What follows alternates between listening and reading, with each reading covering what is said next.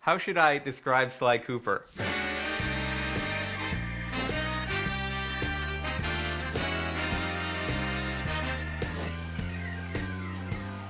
He's charismatic, suave, debonair, Cool, slick, fast, stealthy, athletic. He's a daredevil. Sly Cooper is charming thievery. We started with the idea that we wanted to do an action game where the primary character was a thief. The choice of a raccoon was a pretty natural fit in terms of, you know, obviously the mask being in place, being, as Dev would say, a creature of the night. We very early on wanted to make a game that looked and felt like a cartoon, but was one step closer to realism rather than flat and graphic. We started experimenting with different ways we could bring this character to life, cell shading, how to make it feel like a cartoon but still feel like a great 3D game. We want it to actually look like it was inked and painted, and we want the backgrounds to be, you know, really lush and have a painted look, so it looks like it's a living animated episode that you've been thrown into. When you look at the game, initially the first thing that draws you in is the beautiful art style and lush, very, very lush look of the environments. But when you actually play the gameplay itself is lush as well.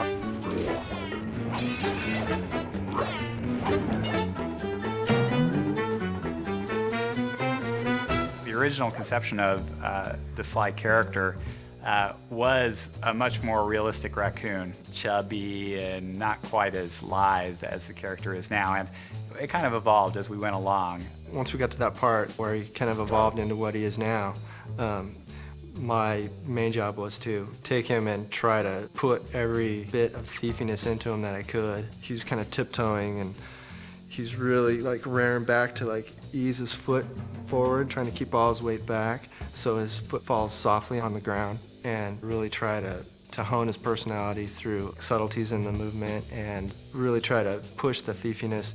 Is we wanted Sly to feel really agile. We wanted him to feel like Sly could do the most amazing physical feats.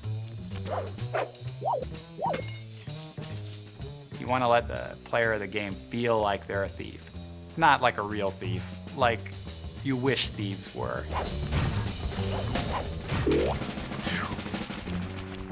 Sly Cooper's story is really cool. He comes from a long line of super raccoon thieves.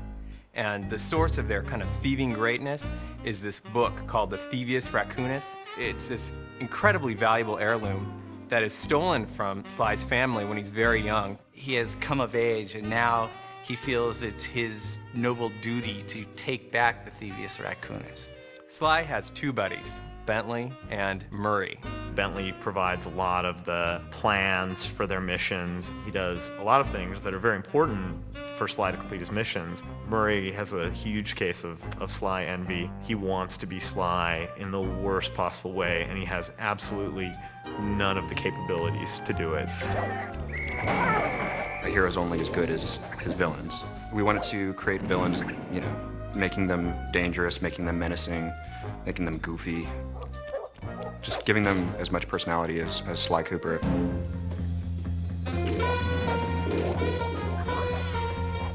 It's a super high bar being in the action-adventure category. I mean, all of the greatest games, the best games that are out there are all action-adventures. The genre is such that you have to really excel in every single phase of the game. Going from saying Sly should be sneaky to actually having him feel sneaky in the game is hard. You have to start and you have to get the animation right, then you have to figure out how the engine's going to play the animation and how it gets affected by where he is and what he's doing and how the player can feel in control at the same time. People are doing shoot-'em-ups and things with, you know, big weapons and things like that, and this is all about character, so you can get the feeling of, you know, I am Sly and I'm sneaking around. Anytime we can exploit anything in the environment, build it in a way that, you know, as Sly's running over, it might seem more stealthy. We completely exploit that. And our golden rule is whatever is thiefier wins. If you want to make a game that looks different, the PS2 gives you the opportunity to do that. As a programmer, It has a ton of tools for solving all sorts of different types of technical problems. A big focus for us has been in getting our tool set to the point where the artists were really unconstrained. Artists will come to us with, they want the game to look this way, or boy, can we have a line around all the characters, the cell shading that we do, or how can we do the lighting models so that things that are bright have certain colors on them. And they have a lot of really cool ideas, and I and the other people on the programming team work on trying to get the technology put in place so that we can make those ideas happen. What we were able to do was put together our own lighting algorithm in vector units and then do the same thing for the cell borders that we put around all our characters. We could get it to all run super fast and have it all look different than other games. That was really our goal from the start, was to have a game which looked different. It's been an interesting process building a team to build a game like this. It's been great working with such a dedicated group of people. I've never really ever worked with a group I think as hardcore as this. It really does require unbelievably talented artists, unbelievably talented programmers, and unbelievably talented designers. How you doing?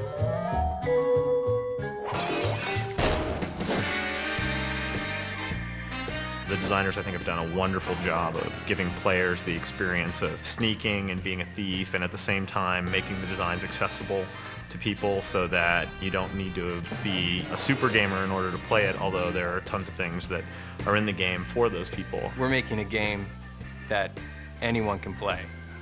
You can't just have great art, you can't just have great code, you can't just have great characters, you gotta have it all. It's not about just how the game looks, it's about how the game plays and how the player experiences it, and it's all about having fun. You can make a really cool character, but if he's not fun to play, it's not worth doing. Sly is cool, he's collected, he's adventurous. Sly is Sly. It is not a misnomer.